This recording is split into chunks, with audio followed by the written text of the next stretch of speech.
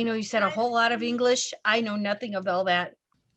Hi, everyone, and welcome to a very special episode of Deep Magic. We are going to do a bit of Prelude today, so I'm very excited to delve into our character's backstory. Rhea could not join us tonight. We miss her. We will be excited to see her for the episode 1 of season 3 next week, which if you aren't here, what are you doing with your life? Like, that's what I need to know. Anyways, as always, I'm going to let everybody go around, introduce themselves, and then we're going to get started. So, MJ, kick us off. Hi, I'm MJ Bradley Lestrange. I'm a podcaster and writer, and you can follow my work on certainpov.com. Awesome. John. Hi, I'm John Bradley Lestrange. I am a writer and TikToker. You can find me on TikTok at The History Wizard. Awesome. This would normally be where Rhea introduced themselves, so I will tell you where to follow them. They are explosive_donut on Twitter and I believe on Instagram. You can follow them most places. I know they also did a little bit on TikTok at some point, so you should follow them and tell them that you love them because we love them. And Velvet. Dark greetings, everyone. I'm Velvet Divine, Faye Fair. You can find me pretty much everywhere on the interwebs at OG Brown Sugar, mainly the bird and streaming apps. I'm also a voice artist and a struggling grad school student. Who is going to kill it in grad school, which is another thing you should hop on Twitter and tell Velvet. So, and then Michelle. I am Michelle Sealight. I'm a storyteller, role player, writer, and streamer. You can follow me on all the things at Michelle Sealight. I also have a website where you can check out my stuff at michellesealight.com. Junie. Judy Vanish. Hi, how are you all doing? I'm on the internet. So are you. Congratulations. I do role playing, writing, all this other stuff that everyone else here does, and they're all amazing. And I am just a blip on your screen. Boop. And I, as always, am your local chaos bringer, Spectre Olafette. You can find me by that name in most places on the internet. You can find this show at Arc of the Dragon on Twitter or Archives of the Dragon on YouTube. Give us a like, give us a follow. You can also follow us here and subscribe to us here and throw bits at us here. And since you will be watching this on Friday, I will get the honor to announce that we have a new storyteller joining Armis, and you will be able to see our first vampire show run by Unconscious Celestial tomorrow at 1 p.m. You can find her on Twitter at Uncon Celestial. There will be 5 of us playing in that game. I am still getting the assets together, so this is my confusion. I also get to be playing Caitiff in that game, so I will be. Those at 1 p.m. Eastern Standard Time? Yeah, it's gonna be fun. We're playing Sudbury by Night, which is a North Ontario Canadian game. So we are leaving the big city to go into the land of Letterkenny. So it should be fun. That sounds exciting. I know where I would want to be that Saturday at 1 o'clock p.m. Eastern Standard Time. We also are bringing another show soon, so keep your eyes out for that announcement. And with that, what we are doing tonight is a series of flashbacks for our cast. We will be doing at least one each. You will get to investigate their lives prior to the Royal Riot and prior to Deep Magic, so you can get a little more context about people. You can get a little more involved. You can attach to your favorite character. You can flail and chat about how much you love any specific person. You can flail at me. I love flailing. You should do more flailing because it makes me feel less bad about my flailing. Anyways, We love your flailing. Anyways, we're going to get started. And tonight, does anyone have a preference on who goes first? I say we roll a dice. All right. That's convenient. I get to use the pointy death dice. Whoever gets to use a D4 for anything. But there are 5 of There us. are 5 of us. But I'm going to use my screens, and if it becomes you and MJ, then I will flip a coin. You could use a D6, and if it's a 6, we all win. That's it. Just win. Still win. So, 1, it will be Michelle. 2, it will be Junie. 3, it will be Velvet. And 4, we will flip a coin between MJ and John. 1, Michelle, you get started tonight. Ooh. So, Michelle, this particular scene takes place in your parents' home, long before you were ever a lady of the court. And so, in fairness to you, that happened faster than you could even imagine at this point. But right now, you are standing outside your father's study. What do you see? Well, it's definitely like the smell of old wood. The door is probably closed because he really doesn't like people bothering him at this hour, especially with menial things. Lynette just looks at the the golden doorknob that's there. It's a polished. It's almost like it's always got to have that shine. And she's nervous, and she her hands are a bit shaky. You, Um, as you reach for the doorknob, you hear voices behind the door. You hear the voice of your mother talking to your father. And before you can turn the doorknob, you hear your mother say, I don't know what I'm going to do with that girl. She's been acting so oddly lately. And I don't know that I can keep excusing it to our friends. she's just gonna move her hair to listen in. There's a grunt from your father, as fathers are wont to do when they're only half listening to their wives. And your mother continues, she always was a bit, I don't know, nervous. But now, well, I don't know where she is half the time, and her governess doesn't seem to know either. Also, there's a series of things that seem to be going wrong in our household that never were before. Lynette, what does that make you feel? She feels frustrated a little bit. She likes wandering the grounds, sometimes without having an escort. She likes occasionally picking up sticks and playing with them and playing pretend and hanging out with her dog. So I have this sense in you that you have discovered lately that you have had abilities that you never knew you had before. How did that manifest for you as they started coming out? Things just seem to be a bit easier when talking to people. People seem to believe her more when she was like fibbing about where she was going, or people tend to things like in nature also started to be different. Occasionally she would feel like warmth on a windy day, things Fair. like that just didn't make sense, but she just chalked it up to her playing pretend. And what did you like to lie about in order to convince people? Why were you lying to them? Mostly about where she's been, if she's still been looking after the stray dog Cormac. um if she was actually studying, which sometimes she would slack off in, she would have like a book behind her book. And when do you think your power started manifesting? I would say at about the age of, I would say it was a pretty young age when her active imagination started. Behind the door, you hear your mother say, she was always a bit lost in her own head, but now I catch her staring behind that book like I don't see. And, well, it's like she doesn't even hear me. Your father says, oh, be quiet.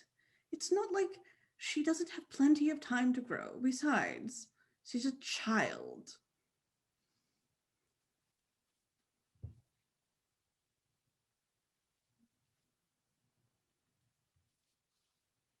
That's just good.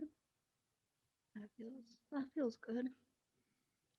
Your mother goes, well, she won't be a child forever. And she simply can't go on the way she is. All of our friends are going to think she's weird. Is that what you want for your child?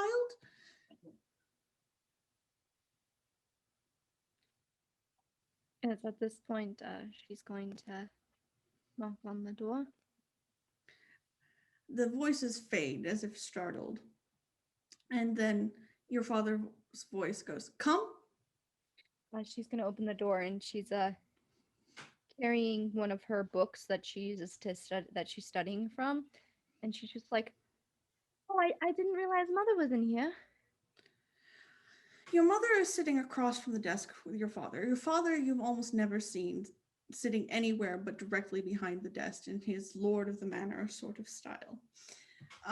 You've also been through his drawers.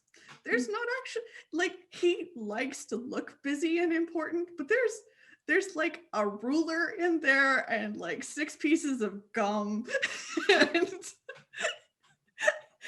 when people call him on the phone, you have heard him talk to them. He generally goes, and then hands them over to his secretary. So you think he does an amazing job in terms of keeping people believing that he knows more than he does. My apologies. Was I interrupting something? Should I leave? Well, I suppose you might as well come in. And your mother looks at you with a bit of fond exasperation. So I was looking over one of my books, and I had a question about one of the concepts in here, and I thought you might be able to explain it better. Your father looks on you a little more kindly than your mother does and says, "Bring it here. What did you have a question about?" Well, there's a section on here regarding etiquette that I don't quite understand. Especially when it comes to like the depth of a bow. Your father goes, "Who do you think you're going to be bowing to? You're my daughter. We bow to no one." I understand that. But I just thought that I would want to learn in case someone was bowing to me, and I want to make sure they're doing it properly. Oh, Yeah. yes, I understand. And your mother looks startled at this piece of information and goes, "Oh, that is a genuinely good idea. I have a friend who sent her daughter to this wonderful boarding school. We absolutely could send Lynette there, and I really think it would be so excellent for her education." But mother, if I am to be lady of the house one day, wouldn't it suit me best to continue my education here? Your mother blinks and goes, "But darling, you've hardly been interested in being around here lately. You can't possibly expect me to have not noticed that. I haven't left the grounds. And besides, you're going to have to leave the grounds eventually. And boarding school's an excellent way to make friends." Would it be safe? Mother goes, "Well, this is an abrupt idea, but I mean, I attended Quigley's boarding school for boys when I was your age. I was captain of the rugby team." I doubt we'll be this continuing with that any seriousness. tradition. I doubt we'll be continuing that tradition as It goes, "Well, obviously you couldn't attend Quigley's, but well, I do remember we had a sister school. It was St. Agatha's." Oh, that sounds intriguing.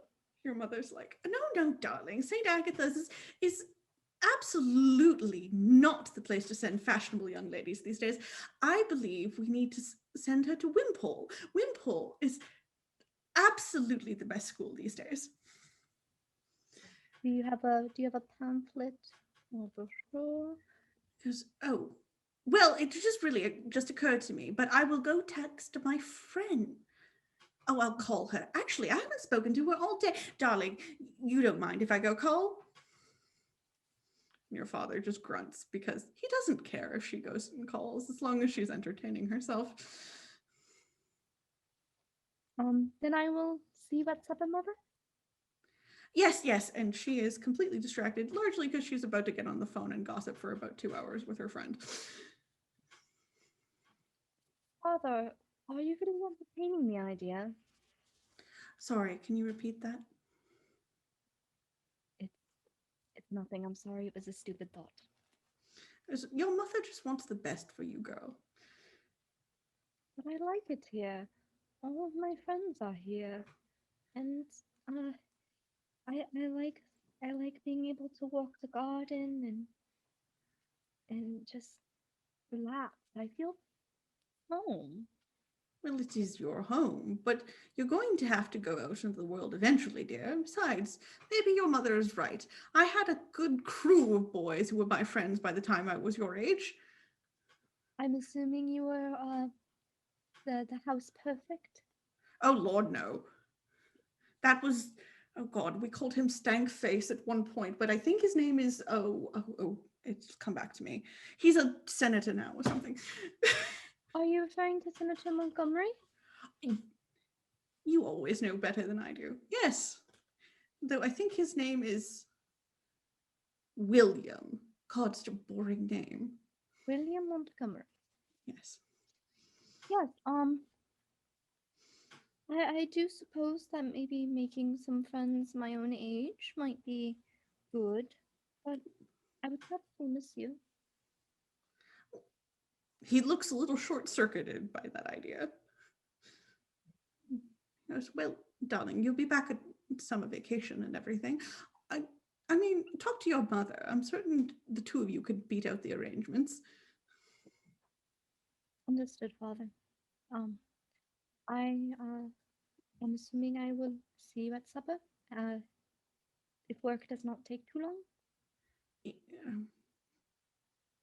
And he's obviously distracted by something he's reading already. And then he goes, oh, and the bowing thing, it's definitely at least 3/4 of a bow, if not more. Would you consider that a 45-degree angle off the floor? Yes, yes. Okay. I was having trouble with the angle conversion to percentage of bow.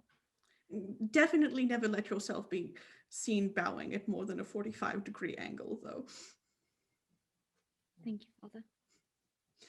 And you see him by the firelight as you exit his study, and he's smiling faintly under a bushy mustache. And you feel sort of comforted by him, but also he's not as useful as an ally as you'd wish against your mother. Mm-hmm. And you will see him at dinner. Now, is there anything else you would like to do? She is probably going to head back to the library and pick up a fantasy novel and probably read it for supper time because she really has been enjoying reading lately. You are correct. Cormac is on the grounds currently. He is a younger man currently. He is part of the detail that comes in and out and guards the household. He genuinely helps you hide sometimes, but he is a lot older than you at this point. Mm-hmm. Right, and she's not quite sure if she became fond of Cormac because she named the dog Cormac and he happened to be named Cormac, or if she unconsciously named the dog Cormac because she met Cormac. Mm-hmm. And we're going to leave you there with that tantalizing detail about your past. Now, I'm going to circle down to Velvet. Lakoka. Oh, hello. I have questions. Tonight, you have woken up in the certain knowledge that everything has changed.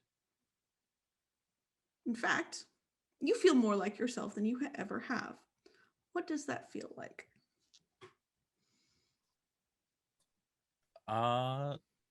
Invincible. I feel like I'm 10 feet tall, even though I am small. And what did it feel like to be you before you were invincible? Really skittish. I felt like I had a ton of energy and nowhere to put it. And even if I tried to do something that I thought would be constructive to it, I tended to mess things up. Okay.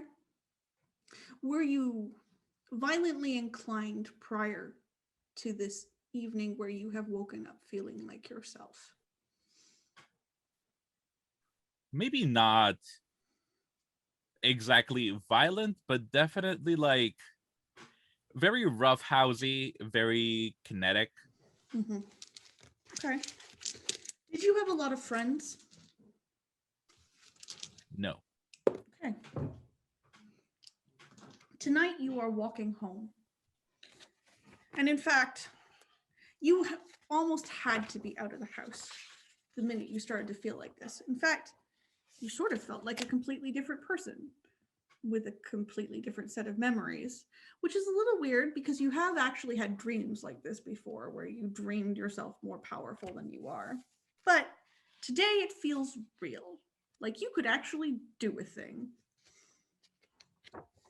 And as you walk home, you feel the shadows get larger and longer and darker. And you were certain that tonight was meant to be a full moon, but you can't see the light of it anywhere. What does the road you're walking on look like? I think it's a pretty classic like New York City Avenue. It's really long. All the apartments kind of look the same, but I think it's uncharacteristically empty. Like whereas there would be, cars packed dangerously close because folks are home. There aren't any. That makes sense. And like telltale sounds of the city, like people yelling, dogs barking. Not there. It is the middle of summer. And despite that, you wish you brought your coat. The darkness is long, and the breeze is suddenly cold. And cold in a way that the summer never is, especially this cramped in the city.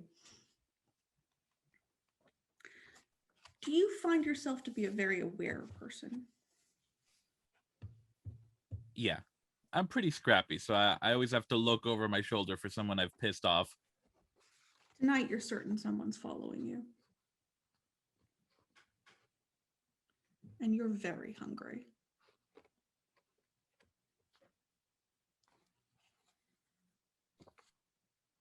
I think I'm gonna keep walking and maybe try to lose them.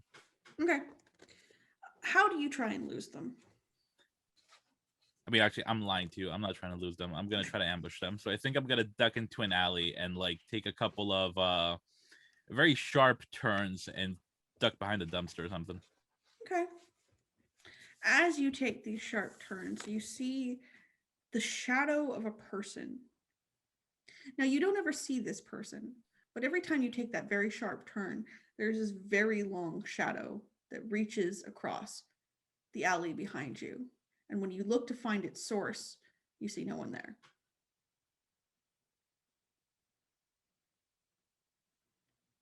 As you walk, you begin to hear this cackling in your head.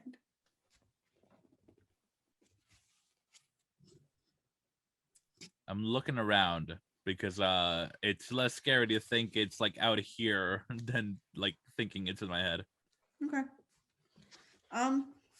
For a while, you see no one except that lengthening shadow behind you, like the shadow itself is following you. And then you hear a voice from above you who says, "Found you."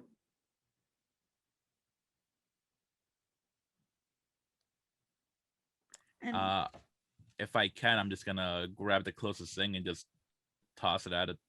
okay. There's definitely something in the alley to throw up at the figure resting on the fire escape above you. It's wearing a small red cap, though it's kind of like that, like cabbie's kind of cap to it. Leather Like a jacket. newsy type thing. Yeah, like a newsy type thing. The jacket they're wearing is leather, but it's dusted up. It's not new. It's not shiny. And the clothing underneath the jacket is worn. And you see that red cap dangling in the one light that's swinging from the top of the building. And then all you see is the lengthening shadow again.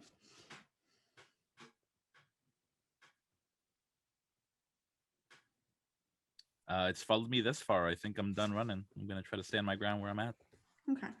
In the alley around you, there is your standard alley fare. There's the detritus of the city. There's a garbage, it's not can. Why am I disposal box thing? I'm losing my words right now. Dumpster? Dumpster. There we go. It's a dumpster fire. There is a chair that somebody has clearly just decided to get rid of that wouldn't fit in the dumpster. There is a entrance to the two buildings on either side, though not at equidistant spots. and there is a fork at the back of the alley going in 2 different directions. And then there is the main street where you don't hear many cars rushing by, despite the fact that you should. What kind of chair is it? Like metal folding chair or dining room chair? Stool. It's like a bar Stool? stool. I'm gonna grab it and I'm gonna start making my way to the fork, keeping my eyes on this this weird red-capped person, and I'm gonna try to at least, see if I can get them down to alley level where we can settle this. Okay. To the right, you hear the laughter. To the left, you see the shadow.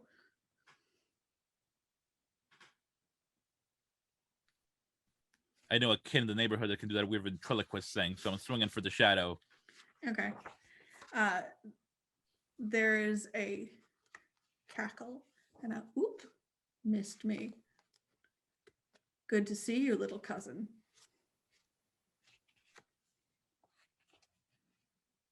I don't think we're related. I don't know you. He goes, oh, Why I did you think- come out? Let me have a good look. I know we're related, but it's fun that you don't. Been waiting a while for you to wake up.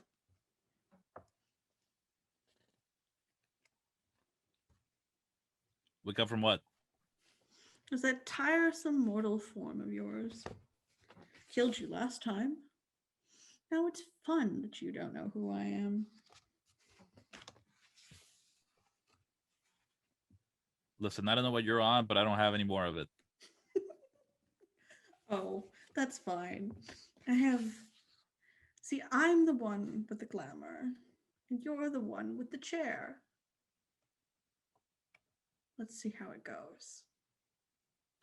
And the man steps out of the shadow in front of you. He's taller than you, but not by a lot. Stocky more than burly. And his teeth glint. And they're sharp.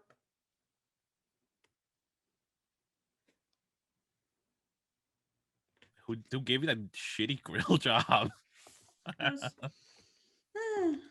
I'm always hungry. Fixing my teeth would never last.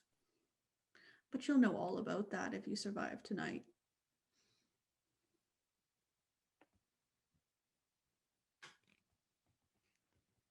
I'm gonna try to fake him out. Like I'll do that thing where I lean lazily to the right, like I'm looking at something over his shoulder. Okay. He watches you do it. He goes, how early are you? Do you remember anything? Remember what about what? And at this point, you remember his voice. You've heard his voice before. You've heard his voice as you died, but you're really alive right now, so that's a weird memory to have.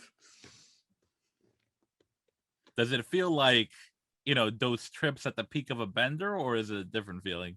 No, it's like a memory you have, but it can't be a memory that you have because you are very much alive and you have never died, but you must have because it's a memory you possess. Like remembering you brushed your teeth this morning. Joke's on you, I didn't, but I feel you. It's very new, just like that feeling of invincibility is new. That memory is new. But it's your memory. It's no one else's memory.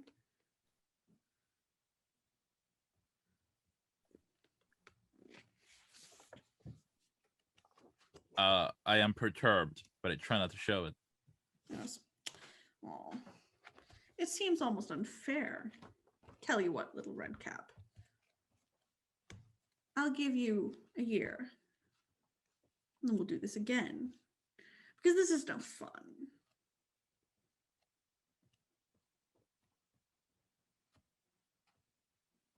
I'm gonna throw the chair at him and book it. Okay. As you throw the chair at him, you see his jaw disengage. And he just bites it out of the air, tosses it to the side, and then chomps through the wood like it's nothing. I think I hear the crunching, but I probably don't see it. Like as soon as it leaves my hands, I'm turning around and booking it for the opening to the street. Okay. You see the shadow follow you for a while, and then the noise of the city picks back up again. And the lights come back. And it's the city you remember, only you feel different because you have memories that you couldn't possibly have and feelings of power that you've never had before. What do you feel about this shadowy figure in the red cap that cornered you in the alley? I think I'm gonna try to tell myself that was a real bad trip, but I maybe keep my eyes more open than I usually do from then on. Okay. What do you do about the fact that when you run your tongue against your teeth, you feel how sharp they are?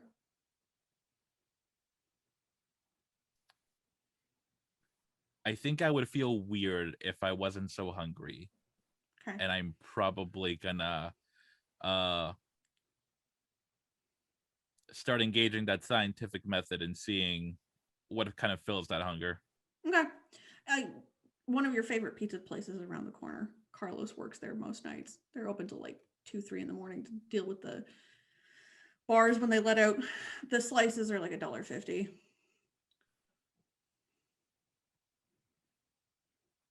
Yeah, I'm gonna make my way in.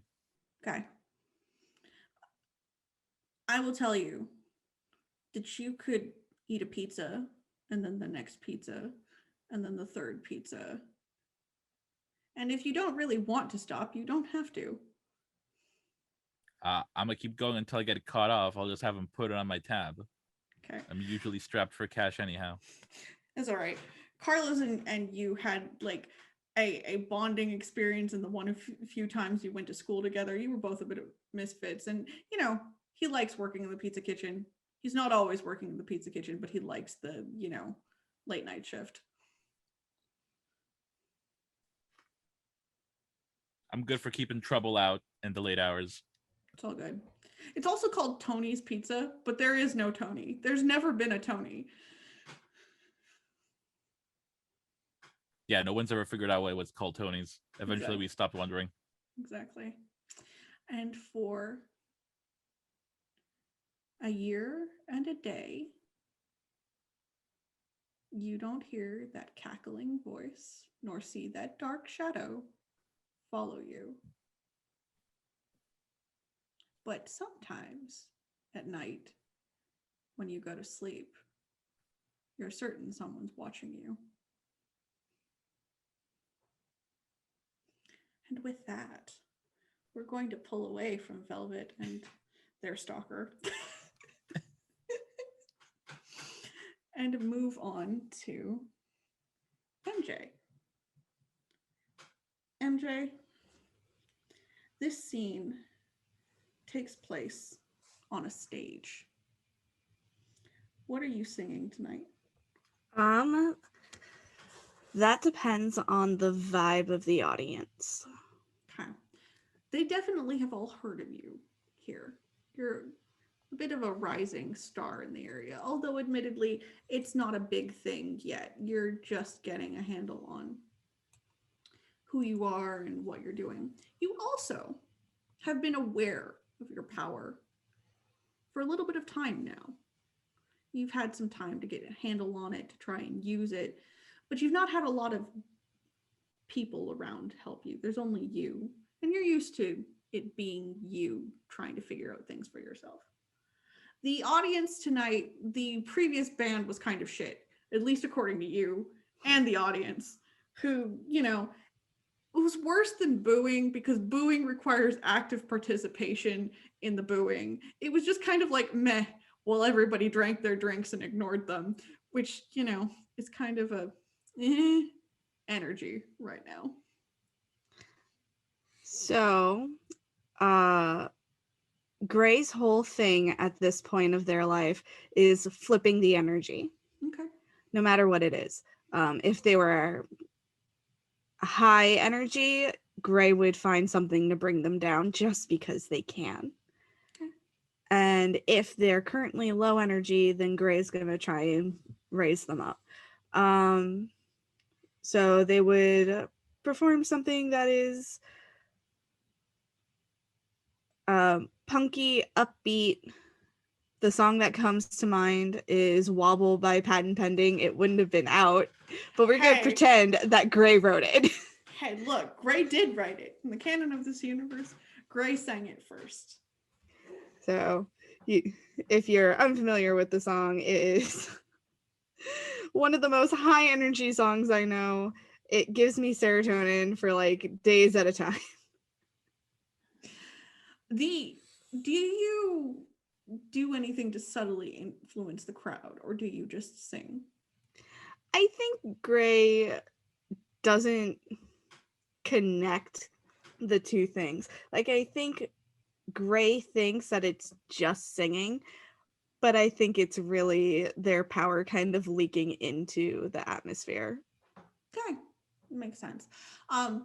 This kind of dead energy crowd is suddenly just really into this, and of course, because they had been dead energy and drinking to ignore how just meh the last performer had been, they're now a little drunk and high energy and bouncing around in front of the stage, which as people do.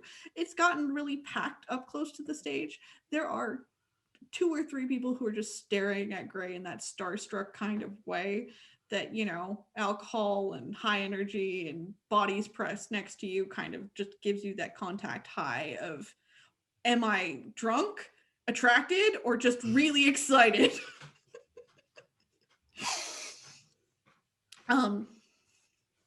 And in the back corner, there is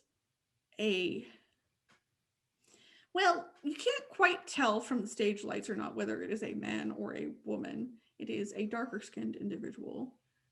And they seem amused, but they don't seem interested the way the rest of the crowd is. Whatever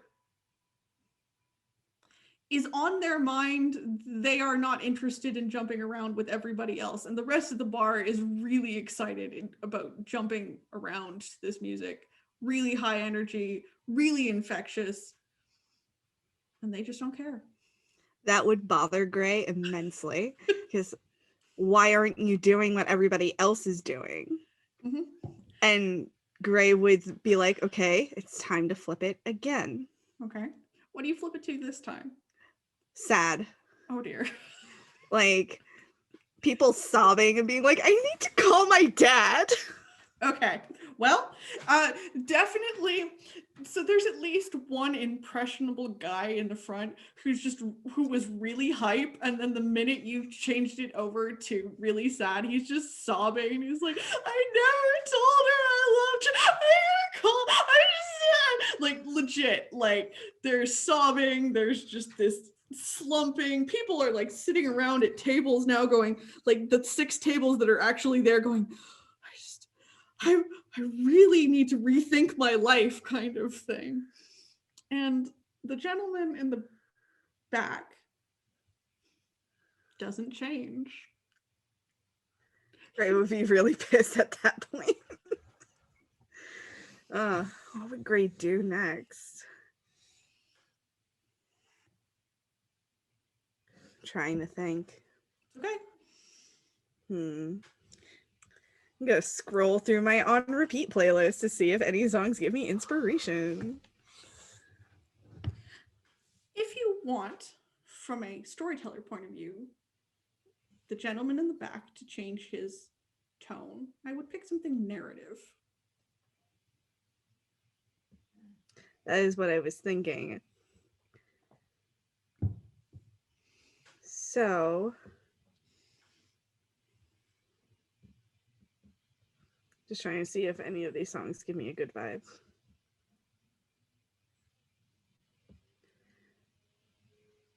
So I've been obsessed with Julie and the Phantoms lately. Mm-hmm. And I feel like the song Wake Up would Okay. do it, because it is a song about being stagnant for a really long time and finally getting up the nerve to put yourself out there and to be vulnerable. Okay. The audience itself it's one of those things where they go from that really sad vibe to, you know, just swaying along to the music. I'm certain somebody's got a lighter. They're the audience is definitely following in time with you. But at this song, person in the back corner looks up, and then you see a flash of little white teeth. He gestures his hand, and there's a sparkle of golden light that weaves its way through the crowd. And you're really certain you can see the story of this song woven in light around the people in the crowd.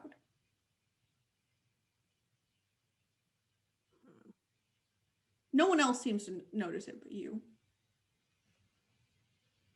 But the song's doing it for this person. He hasn't gotten out of his booth, but he's intrigued. It would freak Gray out a little bit, but they wouldn't let it show because at this point, I would imagine that Gray is about 18, 19, has been on their own for a couple of years, ran away from home, is doing their own thing. So Gray is still young enough, but also suspicious enough to be like, that's some bullshit. Mm-hmm. It is some bullshit. That's some bullshit. So Gray would like finish out the set and try and sneak away, I think. Okay, you finish out your set, but the problem with finishing out your set is you turn around and the gentleman who was in the back corner is now at the end of the stage. It's clearly his turn to perform tonight. Is he blocking Gray's path? Not exactly. He's just at the edge of the stairs waiting for you patiently.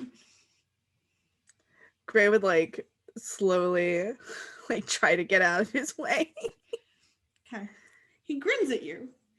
He's actually quite amused. He seems quite happy, actually, despite not joining in the crowd in their high, low emotion moment.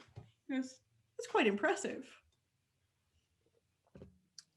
Thanks. And goes, do you know how you're doing that, or did it just start happening to you? I don't know what you're talking about.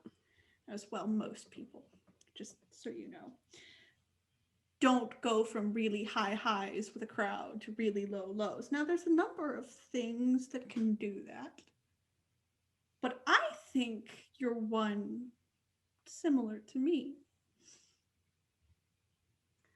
Gray barks a laugh, and I feel like Gray would have had a drink nearby and would pick it up, take a slug out of it, and say, "There's nothing like me," and just shove right on by.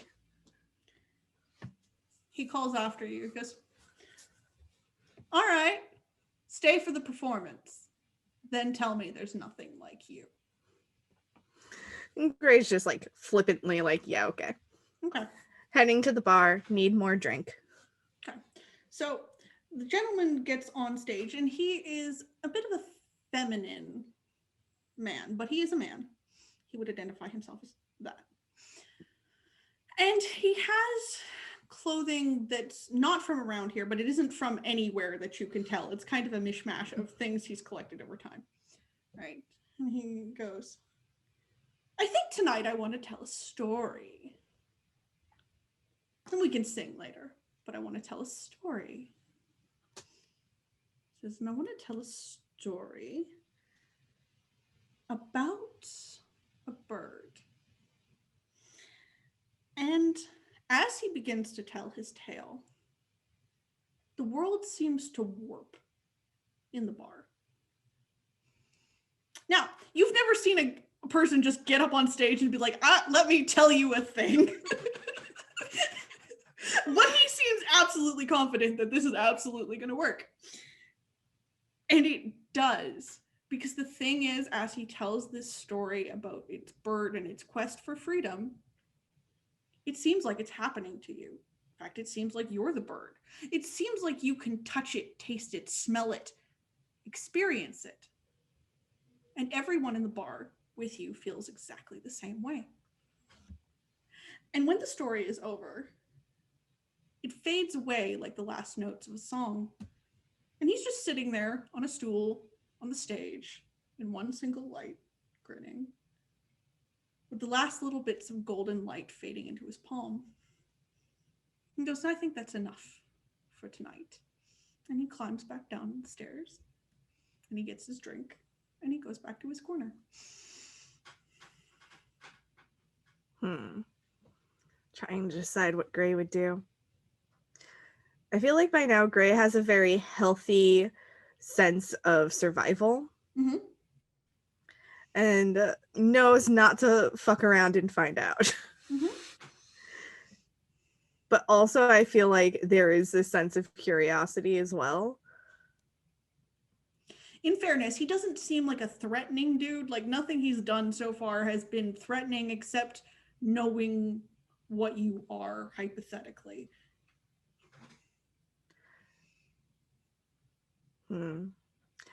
Gray will ask the bartender for one of whatever he was drinking, Right. in addition to their own drink. Also, Gray is probably not going by Gray at this point. Gray is probably going by their mortal name, Orin. Okay. And brings the drink, the offering, and their own drink to the stranger and just kind of like places it down kind of hard in front of him and slides into the booth. And like sullen teenager, He chuckles. He goes, well, you're observant. I'll give you that. That is absolutely what I was drinking. it's not hard to ask a bartender. True. Not everybody does, though. Honestly, I'm just surprised to find you here. Well, I'm usually surprised to find most things, most places, but I don't stay anywhere very long. You're weird. Yes. So are you. Well, that's just rude. Hey, I'm betting you're my kind of weird. What makes you say that? Well, when the vampires do it, everybody looks a little dazed. When the mages do it, yeah, bad things happen when they do it wrong. But when we do it, it's almost like being a kid again. Everything's really loud, really exciting, and everything feels so much more. Of course, you could be a god, but then I think I would be attached to you at this point. So I think you just don't know what you're doing. I don't know what you're talking about. Vampires, mages?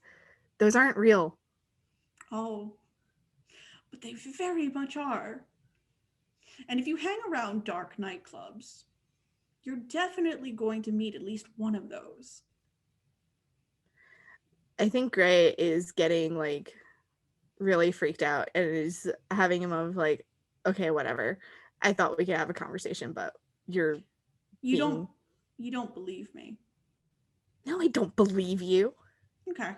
I get that. I wouldn't believe me either. It's fine. Seriously. It's genuinely what I get out of childlings most of the time. Also, I don't think you're like me exactly. Two different types of thing. But if you're what I think you are, then we can walk behind this bar right now or in front of this bar, though genuinely I don't like doing this in front of people. And if you aren't like me, you won't be able to walk through the doorway. You think I'm just gonna go somewhere with you, a stranger?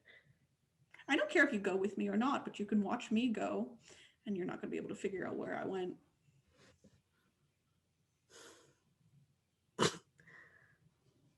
right, fine. I probably should have died by now anyway. He goes, that's the spirit. Because you act like I don't wander through strange places by myself all the time. No, I get it. It's like, but hey, take a smoke break and I'll walk through the door. And if you can figure out where... will kill you. Pardon? Smoking will kill you. I mean, not as fast as you'd like. Just saying, it's bad for you. It is. Like, I have a lot of vices, but it is. But also, in case I'm right and you still don't believe me when I do this, just have a healthy respect for not touching iron things. You'll thank me later. You're being weird again. Just come outside. So he takes his drink and he goes outside, and he doesn't care if you follow him or not, but he thinks you're going to follow him. Fine. Gray follows, or Okay. Orin follows. He goes back out behind the bar into the little alley. And he goes, oh, curious, huh? Yeah, I always was that way too. It's kind of a problem with my kith, but that's okay. He goes, just stand there. And he closes his eyes and he mutters something. And there's this faint sparkling in the air. And there's almost like a doorway. And it's like a dream. It's like something you saw in your imagination when you were really little and you just wanted to escape from everything and go to a magic land. He opens the door and he walks through. And the sparkles hang there for a minute. I think Gray would be really drawn to it and would have to investigate. Okay. When you walk through the doorway, you feel this tug in yourself. Like something exited your body. But also not like you're hurt. And then you're on a stage. And you're on a stage that has more lights and more effects than you have ever seen in your entire life, and looks nothing like the bar you were just in. But it kind of has that feeling of, if you could imagine that bar to be the best thing it could possibly have ever been in its space, that's what this looks like. The man sits on the stage on his stool with a bunch of dancing images in front of him. Because I told you, you were like me. Gray is having trouble like adjusting and taking it in, because I don't think Gray has ever experienced this. Anything Gray has experienced has been specifically with their music. Mm-hmm. And I think Gray is having a moment of like, I know you didn't spike my drink. I had it in my hand the entire time. He goes, and he looks at you, and you still have your coat on, which is odd because nothing else about you looks exactly the same. In fact, you're really wet. Like, you're really wet. Unpleasant. Mm-hmm. He goes, oh, that explains so much. You're a Selkie. Bless you. He goes, I'm an Eshu. Bless you again. He goes, yes, I know. The reason you're wet and the reason that you don't ever want to get too far away from the water is because you can't. And also because you're a Selkie. You say that like it means something. Did you read fairy tales when you were younger? Too many. Okay. Did you read about the women who married men on the shore and the men would steal their coats and then they would have to stay with them forever? Yeah. That's what you are. I hate it. I mean, me too. Hate it a lot. I'm very much one of those things that has to keep moving or die. Like, Gray's probably just getting extra upset because, as you and I know, Gray's mortal father is an Irish folklore professor that uprooted the whole family from Bleak in Ireland to a university in the States. And Gray probably knows way too much about this and is just like, He goes, in fairness, it's always terrible when you start remembering. You're also going to probably start remembering who you are. And I'm all gonna the things- remember things? Yes. I don't Yes. want that. I'm going to I hate remember. all of this. Yeah. It'll be interesting to find out how you died last time. Ah! I was like, what? Eventually you live through this and you get through about 20 years of it and you go, oh yeah, I remember so much and it seems so petty, but while it's happening, while you're a childling, it seems so very loud. Gray hates all of this and just like sits down on the stage and is just like, this swamps. Yeah, kind of does. But in fairness, I found you now. And not that, I didn't mean that to sound as creepy as it did, but like I can help. I mean, it did sound kind of creepy. It sounded like did. you've been looking for me this whole time. No, I really haven't. I wanted a Okay. drink, and then you were impacting the crowd, which was interesting. You were doing a really good job, but you also didn't seem to know that you were doing it, which was interesting too. I mean, I was doing it on purpose. You are an excellent singer. Please do not let me take that away from you, because you are actually very good. But yeah, glamour helps that, and also you're probably going to need to figure out how to get some more of that soon. What? So when I said things about vampires and mages and hi, we're changelings, and our powers are run off of something called glamour, which we get either from our own imagination or from other people's imagination. Gray buries their like head in their hands and they're just like, this is too much and I hate it. At least you don't have to bite and drink people's blood. Vampires do. Ah! Like every new revelation is way too much for Gray, and Gray's just like, eh. But also Gray thinks that they're a person named Orin still, and just having a really hard time. Nival looks down and he goes, "My name is Nival, and I am an Eshu. And over time, that will make more sense. But I'm in town for a couple of weeks. And I won't be in town much longer than that, because Eshu never are in town for more than a couple of weeks." Same But- though. Right. Oh, good. Then this will work out. If you want me to explain more, he pulls out something from what is a very well embroidered, like, not exactly vest because it comes down, it's a tunic. He pulls out a card and he goes, "These are always so much more useful than mortals think they are." He goes, "You can call me, or, send up a glamour signal or something. And trust me, childlings are noisy. Anyways, you can call me and I'll help. You don't have to trust me. We can meet in less. This is the dreaming, by the way. This is what that bar thinks it's to be. The very near dreaming. Don't go wandering in here." Gray is not taking any of that in. Gray is stuck on like this card that they're now holding and is just like, I don't have any money. I didn't ask.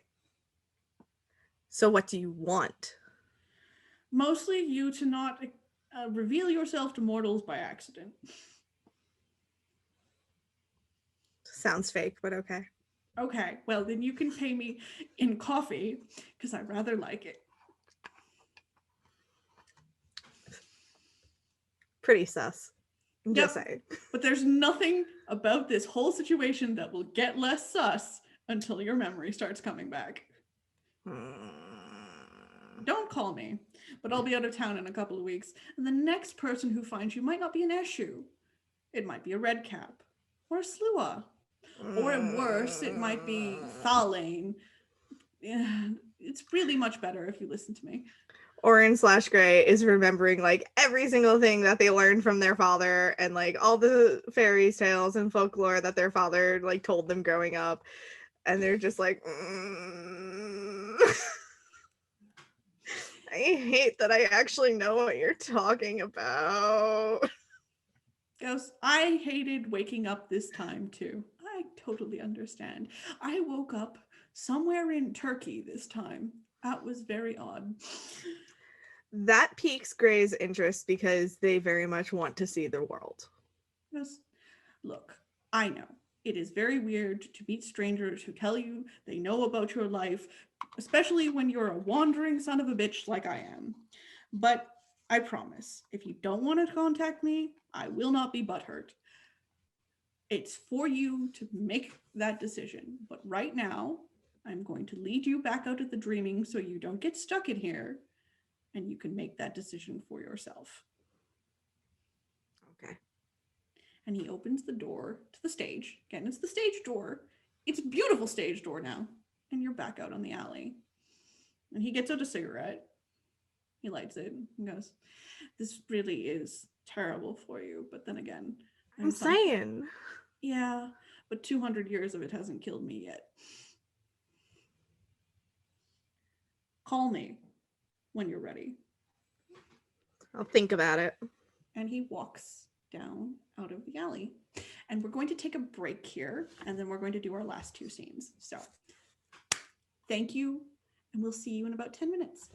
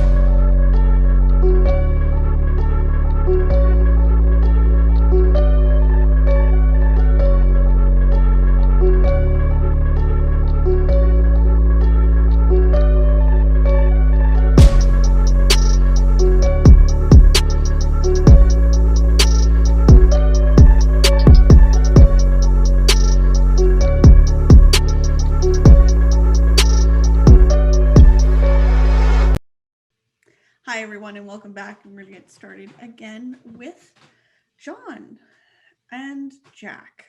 Although at this point in his life, he's not Jack. He has no idea who Jack might be. Jack is in his future. Currently, who he is Prince Mahone, only son, Queen Laurel. And he is Mahone ap Fiona. And he is the darling of the court of Northern Ice. Mahone, what is your life as prince like? I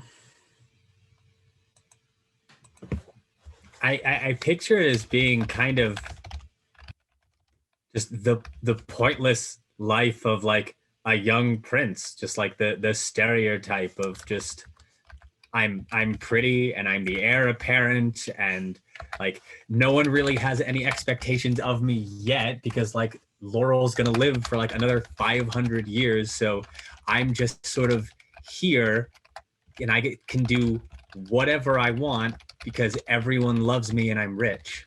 All right. In fairness, I will give some context to that. Your mother will be queen indefinitely. Yeah. You will be her heir apparent indefinitely. There Yeah. are portions of your life where you have been called upon to be regent in her stead, at least until you find her current incarnation.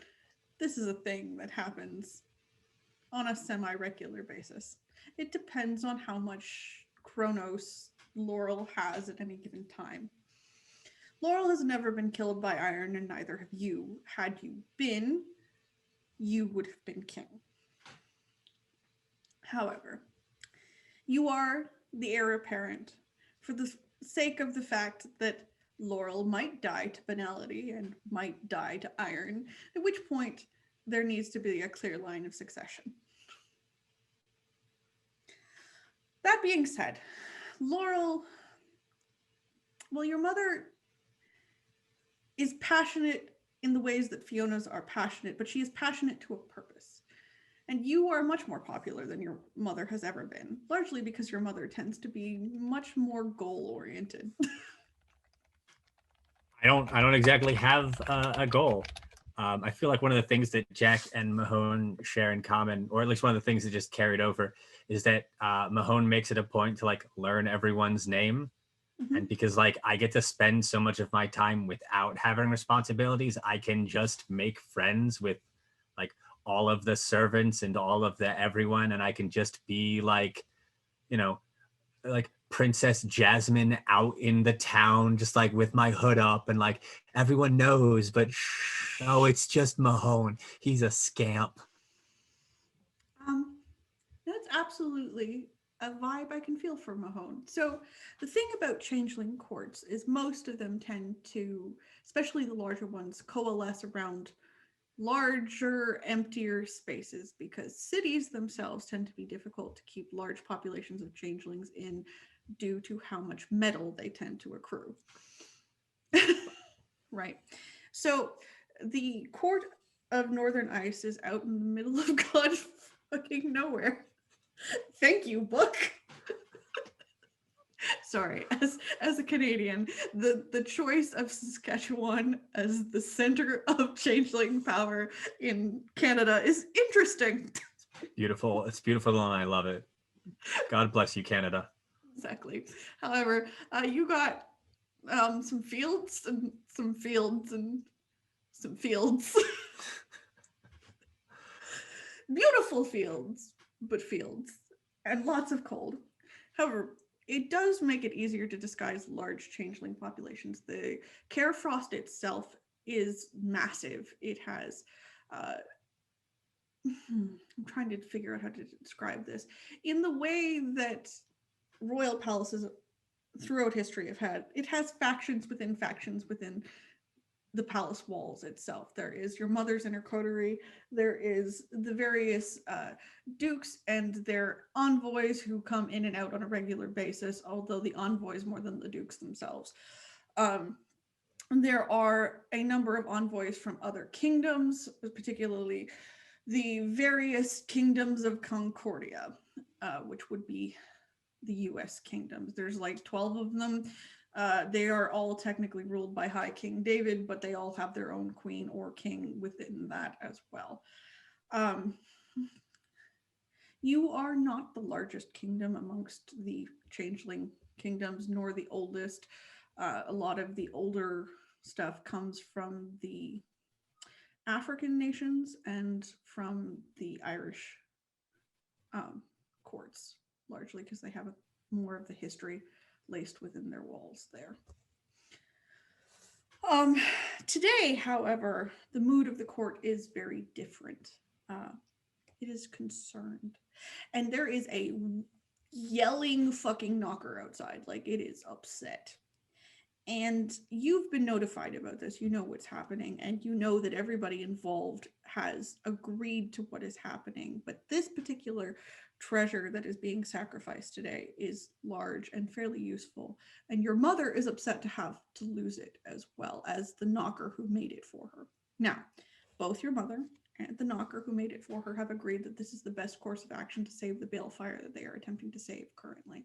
But knockers being knockers, it's mad. And the yelling can be heard no matter where you go in the castle. Just, it's everywhere.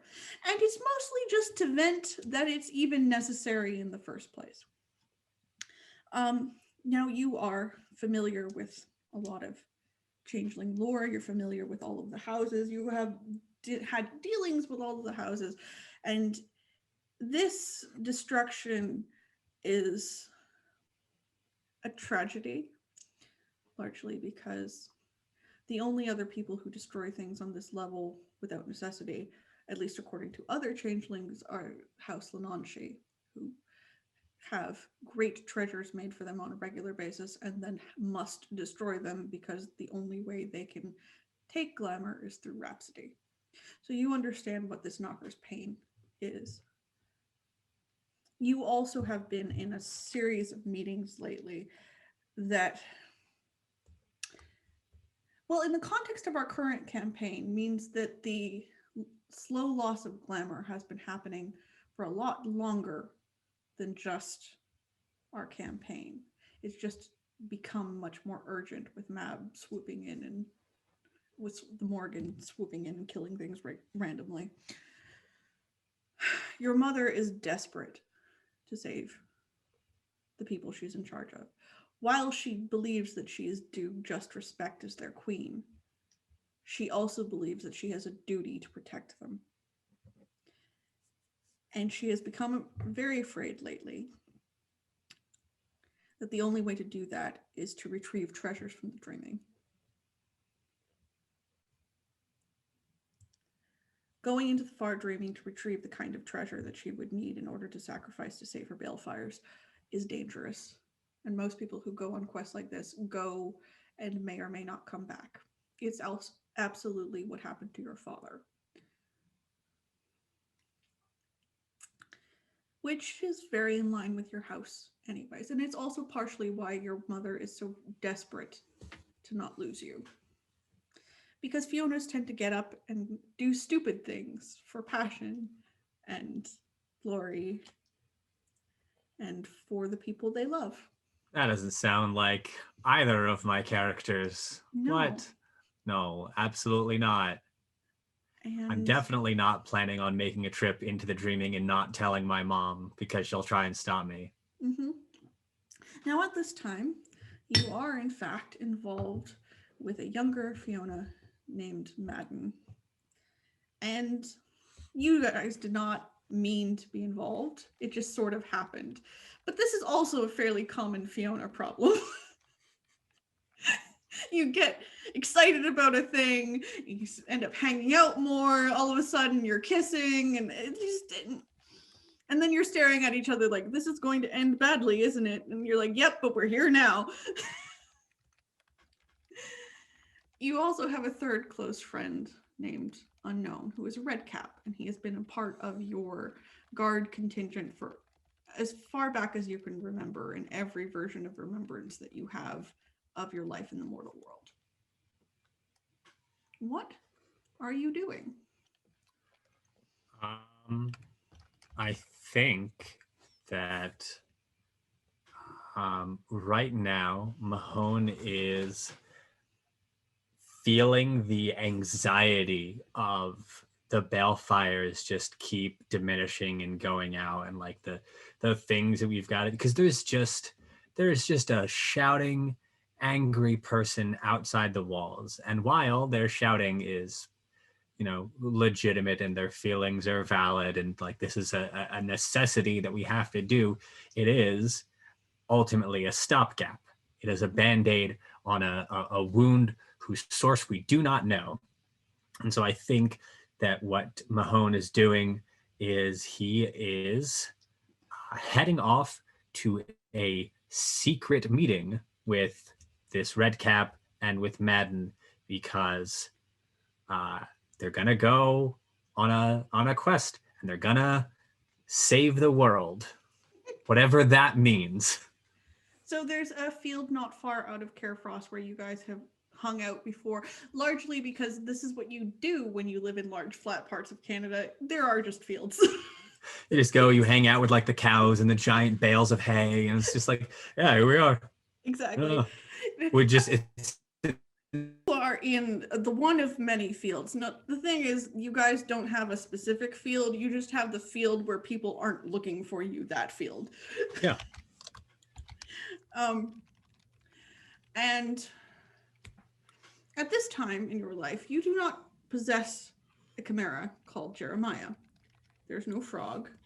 You do have several chimera. You've made several over time. They all do very different things, but none of them are a frog named Jeremiah. John is sad about this, but that's fair. Madden goes, you've got that look in your eye. What? The one where you're going to ask me to do something really fucking stupid.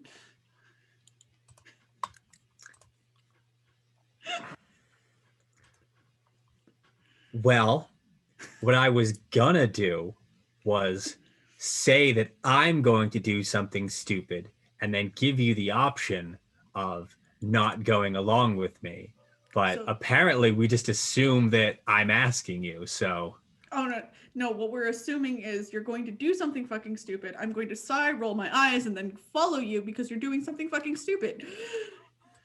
Well, look at it this way. It's only stupid if we fail. But if we succeed, we're heroes. Yeah, which is absolutely why I have stolen some of your mom's maps of the dreaming. You're welcome. What would I do without you? The red cap, Unknown, sighs. He goes, see, on the one hand, if I go with you, I'm pretty certain I'm going to get to eat a bunch of stuff. But on the other, y'all are going to go into the deep dreaming, aren't you? Looks like. Yeah. He goes, and what are you going to do when your mom figures out you've done this and sends like half of the standing army after you? Not get caught. Oh, good. There's only three. Listen, I know it sounds like I'm like I haven't thought about this at all, but there's three of us, right? Mm-hmm. We got hella magic. That is a technical term. I read it in a book. We can move much faster than an army. It shouldn't. Also, armies are loud. And again, there's only three of us. It should be relatively simple if we're not as stupid as Madden thinks I am sometimes to not get caught by them. Madden looks at Unknown. He goes, but I'm right, though. Unknown. It's just like, this is my boss. Come on. you don't have to come. Oh no, I absolutely do. You see, because if I come with you, I might die. Whereas if I don't go with you, your mom will absolutely kill me. Well, you have a point. I guess you could try and stop me, but please don't. He goes, no. The eating things is gonna be fun. Honestly, your mom's stopgaps are just not gonna work much longer anyway. No, they're not. And I don't know exactly what's causing gestures vaguely, but the answer's got to be in there somewhere, right? He goes, yeah, at some point, you and your mom and all of the rest of you who went back to Arcadia are going to remember why you went back there, and then you'll tell us what the fuck is happening. Hopefully we do that soon, because it's not looking good. Yeah, right. So how do we do this? Because we have to do this such that we get through the trods before your mother realizes what we've done. Yeah. Well, if we wait until such a time as she is busy, either with day-long meetings or some small non-castle destroying crisis, we should be able to get a good 12-hour head start. Madden goes, I know you don't read the castle schedule. I know you don't. But she's throwing a riot in like 3 days. We probably can get out then. See? Teamwork. Goes, yes. So that we can all go into the dreaming and, well, maybe not die, but maybe never come out. Well, so if we don't, someone else will. And would you rather it be them or us? No, what I was going to say is, while I've stolen the maps, I am absolutely not equipped to go into your family's treasury and steal things to protect us from whatever's in the fucking dreaming. So that's your job. I mean, it's not stealing if we bring it back. It's borrowing. Plus, it's kind of mine anyway. I don't know why I'm moralizing this to myself. We're breaking so many laws. At this point, I'm gonna be. Can Laurel ground me? goes, well, Technically, I'm an adult. she absolutely can control the land. So if the land can ground you, probably. Well, we better move fast then. All right, so 3 days. We steal everything we need, or borrow, as His Majesty claims. We're borrowing these things. Madden goes, I also had this other idea, because what's the biggest problem about going into the dreaming?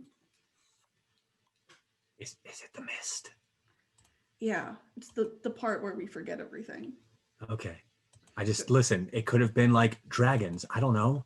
Well, there's some of those too. The other bit is the part where we go mad and don't come out. That's also a problem. I mean, just, you know.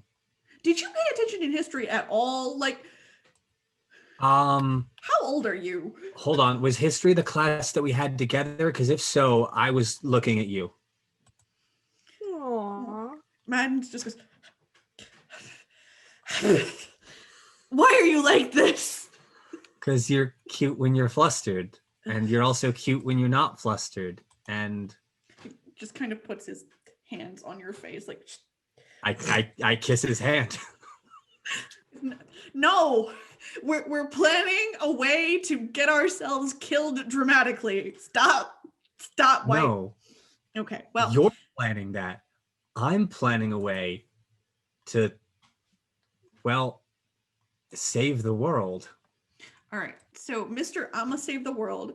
What I was going to say is we probably need some sort of recording device so that in case one of us loses our mind, it's holding on to what we new. I assume there's some kind of like magical like tape recorder type thing, or are we just talking about like a journal where we write stuff down? He goes, no, I was thinking about a chimera.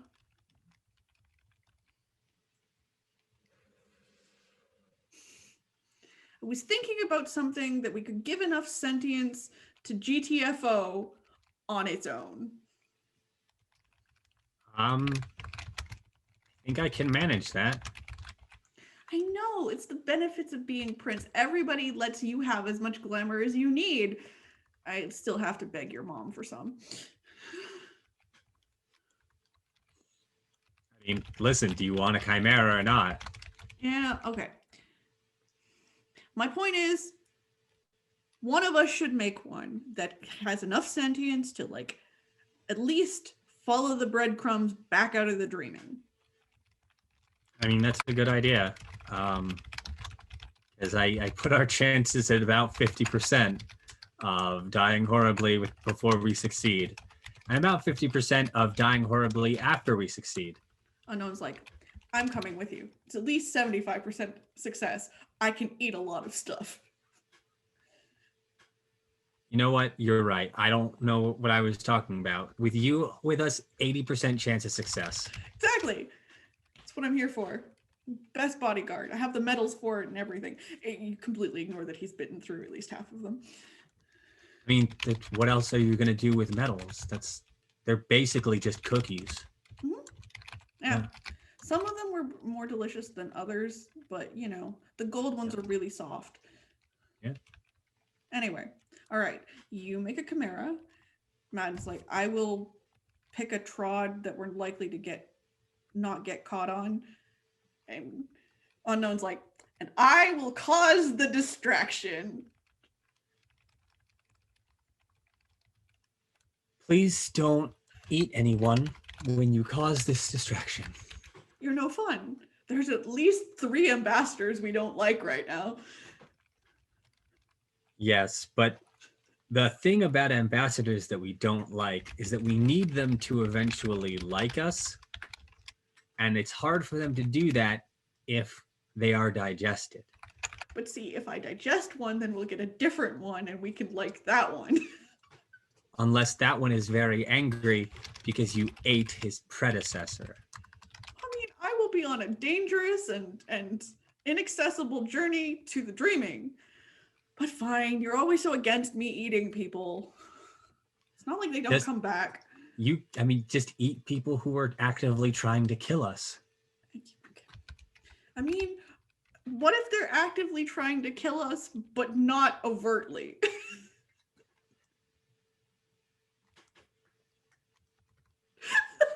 Oh. Man's like, it's because you're so adorable, darling, that we're afraid sometimes that you're just too nice to people. And so he does the eating, and I do the stealing, and you do the looking cute and getting away with shit. Listen, most people are good people if you give them a chance. And if you're nice to them, they'll be nice to you. This is why you're going to be king, maybe one day, and we will be the thing that allows you to keep that point of view. I think I was insulted. I think you just insulted me. I think you didn't pay attention to anything our Lunid teacher taught us. And I'm still half certain she's an allele. I paid attention in magic class, and I paid attention in magic class. Yes, you did. That's what I got. Okay. I got good hair and magic.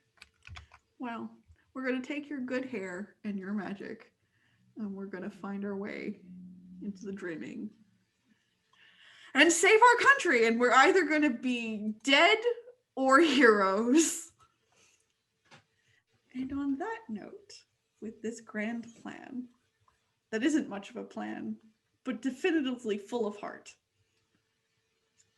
I have one more question.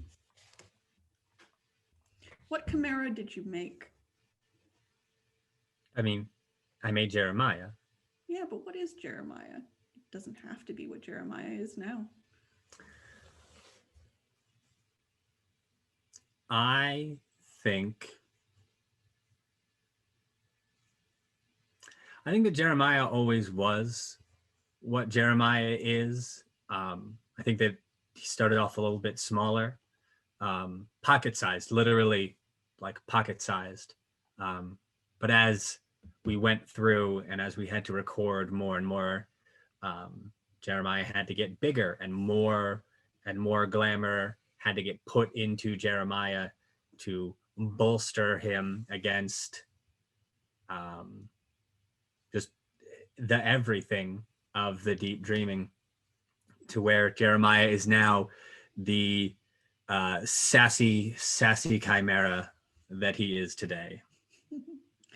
And so Jeremiah was always a bullfrog, which brings us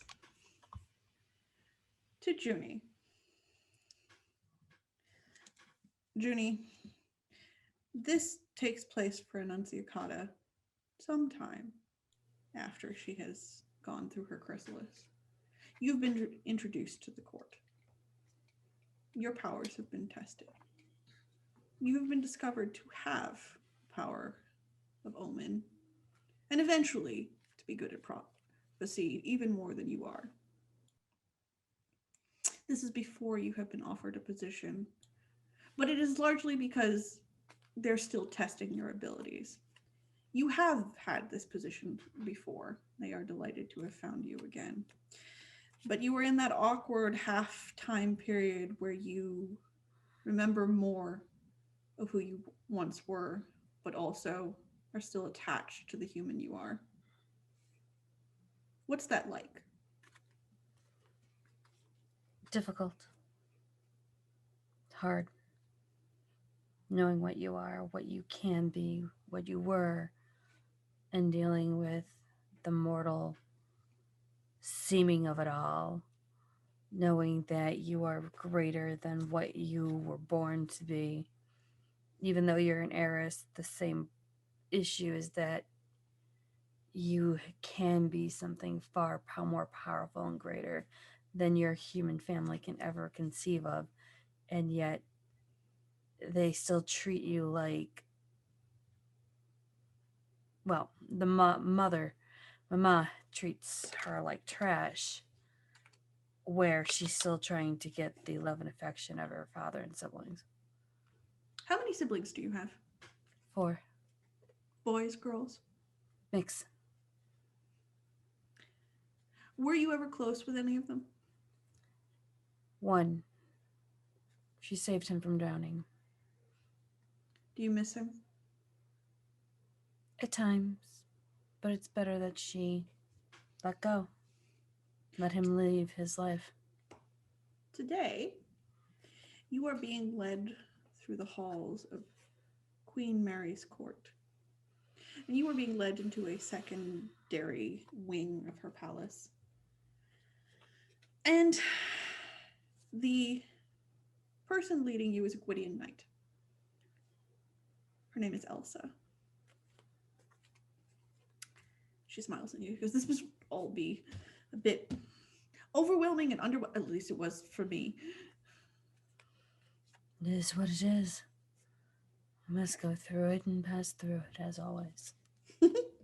Well, this will make it easier. At least I'm told.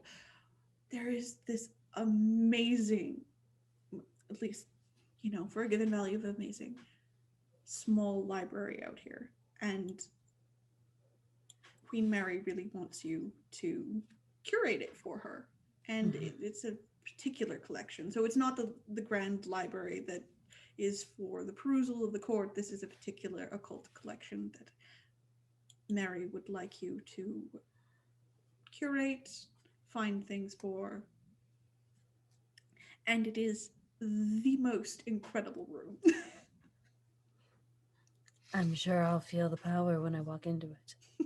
I'll describe it for you, although I'm certain you'll get used to it in no time. It's not very large, and it does have braille markings of the sections that you can follow by. We had knockers working on making sure it was completely accessible all night, largely because, well, it's easier keeping them there than screaming through the hallways. Sometimes they do that. Oh, I know. I hear them all the time. Exactly, which is also why this is on, the far side of the palace. Part of the problems of being attached to a Dougal household is there are Dougals and knockers. That's why I constantly have earbuds in. Anyways, this should be much easier. And the door's stuck. And the door's stuck. They said this would happen. They said this was happening. And you hear the clanking of her rustling at her belt for something, and it's clearly knocking into her sword, but it's a smaller tinkling noise. And then there's the sound of liquid pouring, and it's like oil in a gear. You've heard this before. And then sliding of doors. And he goes, these doors, hypothetically, should just slide open. That's what I'm told. You're forgetting the knocker flaw. Yes, but I like to forget it because then I get to be surprised by it every time. I mean, if you wish to. I prefer to acknowledge it so that at least it knows I'm expecting it. Maybe it will work one time. True. Anyways, point is, the doors, they do open and shut normally, but they also slide. So when they're sliding, great. Anyway. Mental note, keep them sliding. Anyway, you walk into a room and it has a denser noise to it, in which there's some sort of noise protection here. It is quieter here. It is more contained. You can also tell, because Benny is here, that the ceiling's not ridiculously high. It's more a 1 to 2 story area. There is also a ramp up to the 2nd story of books so that you can just easily walk up and down and keep track of it. Elsa says to you, we're still working on getting all of the titles correctly done in Braille for you, largely because some of these books are old and we did not have that.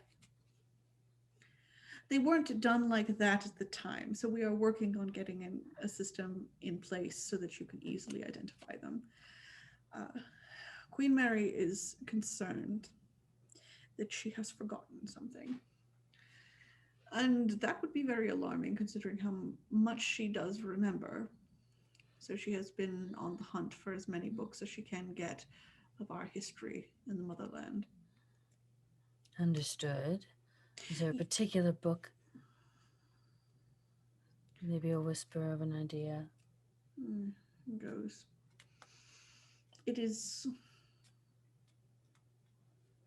wrapped up in what we were once in Arcadia, and you know for a fact that every court in every area is looking for such knowledge. It will be difficult to acquire them. Everyone will be trying to fight over them, understood. Exactly. And the fiefdoms in Ireland tend to be fairly good at keeping what belongs to them. Oh, I know. They like to cherish their gods as they like to cherish the books. And unfortunately, someday there will be a copy made of them, and then they can't turn around and chuck everything to them. True. We know you're going to be the right person for this particular task. Mary is concerned about, well, to call it a religion is not a good term, but it is the mortal word for us. Is concerned about what they deemed our gods.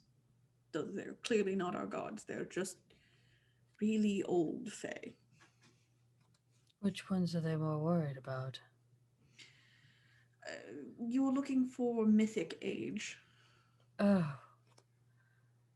Are we going that far back? The heroic age, we have some of them around if you look hard enough. Might as well just let me get organize the entire clan Donald. True. I mean, it would have been easier if it had been 1,000 or so years ago when one could have possibly contacted Arthur still, despite his tendency to wander into the dreaming. But 1,000 years ago. Yes. I can only remember what I was doing back then. I can't either, but I do get taught a whole lot of things so that I know when people are telling me bullshit besides the general alarm bells. Just I think can- of it this way. If we were back 1,000 years ago, we wouldn't have to worry. True. We're just a really bad race for writing things down. They could decide on a excuse the vulgarity. I think the knockers have influenced me. They can't. They haven't decided on a fucking language back then. True, true. We were always been a bit more of an oral tradition, and the Eshu will fight you about it. No, I am not going to go up against an issue. Those are the worst. I know, but sometimes they have the stories we need if you can only like keep one in place for more than like 2 days. It's like trying to pin a Selkie to, some rock and keep him away from the water. It never happens. I know. This is why our histories are so garbled. Well, nobody can decide on what happened or how it happened, so it's more of a collective deciding at a committee. True. Although my favorite story, and you should, well, I don't know if you'll ever meet one, but if you ever meet a vampire, you should absolutely tell them that they were created because a red cap one day just went too far and watched their face just go. Well, I don't know that you can watch their face, but they will be very alarmed and upset. She'll point to Benny and go, "Oh, I'll have it described to me." It's very funny. Well, I mean, red caps in and of themselves are delightful people. Of course they are. I am absolutely not against red caps, but I am delighted to watch a group of people who take themselves so very seriously realize that there are multiple explanations for why they exist. Hey, I like it when they can actually eat all the garbage and they enjoy it. And plus, if you throw a little hot sauce, guacamole, they come back for more, and it's fantastic. Oh, yes. Actually, some of our boggins are quite fond of red caps because it makes less work for them and they do tend to like their privacy when they're working. Not to mention, if we have to fight any wars, they're always good. Yeah, but they and the trolls get into so many dick measuring contests, though I can't talk. I have been in my fair share of dick measuring contests, and my dick is very large. And I'm happily blind to not know how big anyone's dick is, only the size of their ego.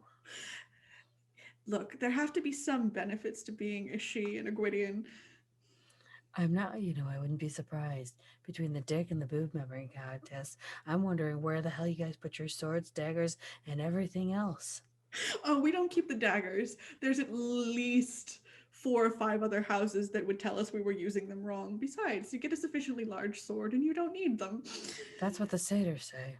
That's true. But you haven't lived till you've been to a satyr party, although you generally sort of regret your life the next morning.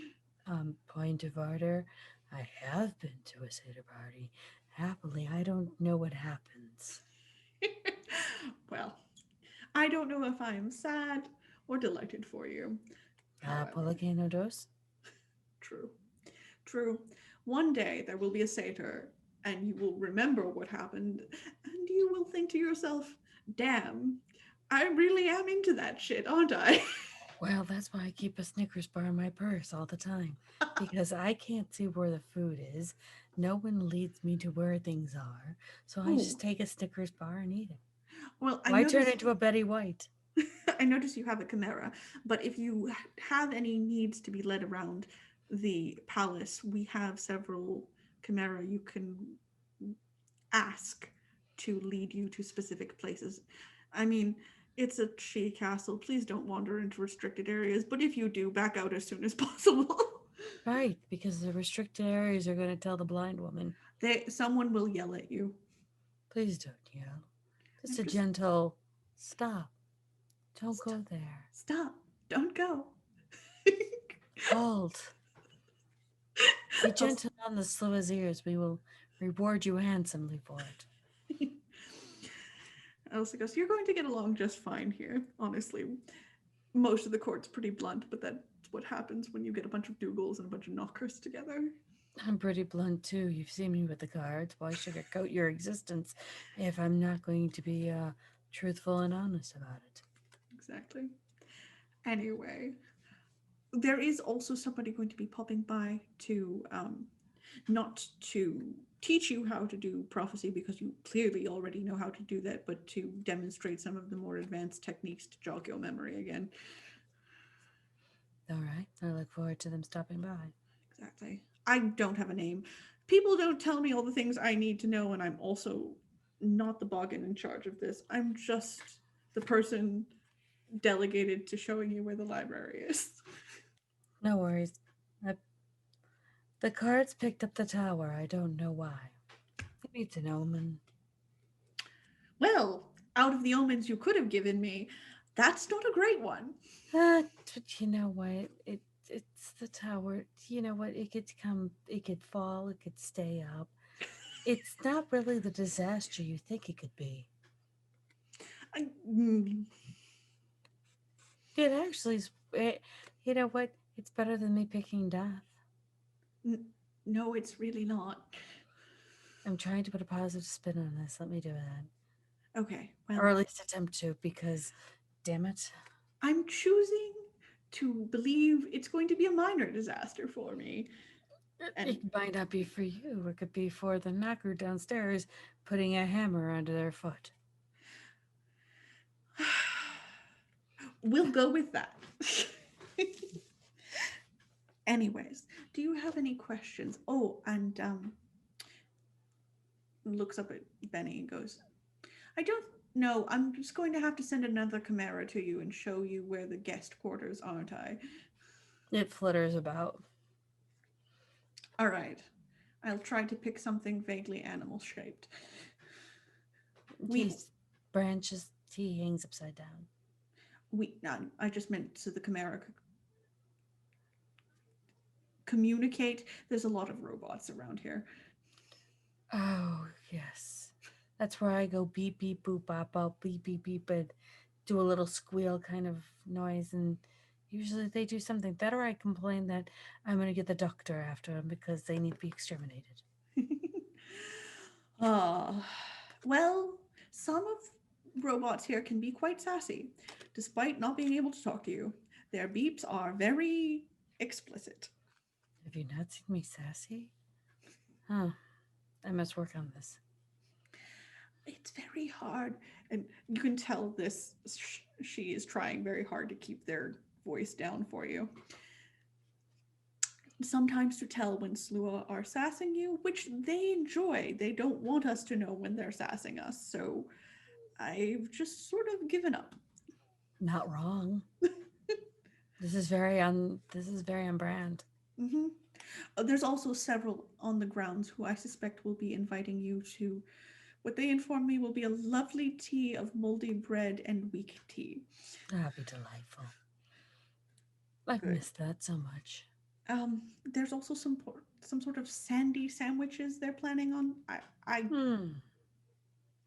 They say it's a delight. I trust them. You haven't lived until you've been to high tea with the Slua. I am certain that honor will one day fall at my feet. Could do it today. There's a pause. The Gwydion goes, I know you're being polite, and you know I'm being polite, and we both know that I don't eat moldy bread. Oh, no, but we can accommodate you. It could be regular bread. Could go for, I will drink the weak tea. Actually, better yet, I will counteroffer, and I will make sure that there is a plate of fairy bread for you. I'm not getting out of this, am I? No. Okay. Well, hopefully this is the start of a beautiful friendship. Oh, I'm sure. Also, if you need anything, I can get you access to the Queen's purse. Not that I have access to it, but I know the person who does. So if you need more funds for her collection, just let me know. And I will get that message passed on. Yes, I know it's silly to give that message to me and not to the person you have to ask, but that's etiquette for you. Well, it's better to you having tell me than to her tell me personally, because then what would a middleman be doing if you weren't doing the middleman? honestly, Queen Mary, when you let her talk about this for any extended period of time, it's more about not looking bad next to the other courts than it is about her interest in doing it this way. Lots of swearing. You should see my father when he loses several points in the stock exchange. Which reminds me, we absolutely can get you your own apartment and living quarters, and I know it can be difficult as your memory starts coming back to deal with mortal life as Flashbacks. exactly as it was, and I don't want to discourage you from having friends in mortal life, largely because we deal with dreamers all the time, and family can be an important source of. They're not. Okay, well, I'm just trying to be generally kind. There can be an apartment found for you. That would be appreciated. Excellent. And should you settle into this role again, Mary has informed me that one of your previous incarnations had been a member of her court, so I suspect that honor will be reinstated for you. That would be delightful. Good. Nice to be of purpose again. Then, with that, I take my leave until our tea, at which point I will eat whatever you serve me. I'll make sure it's delightful to your tastes. Good. I'll send a chimera with the rest of the information. And Elsa slides back out of the room, and there's a click of the sliding doors, and you are left with Benny in the library. At which point, we zoom back out to 3,000 feet above all of these scenes and into a pool of water that you have seen before, only this time with a face you have never seen. This pool of water belongs to Elena's husband. You've seen it beneath their house. And a man stares into it with hard eyes, a wicked grin. And he watches every image of these past lives and past moments pass through.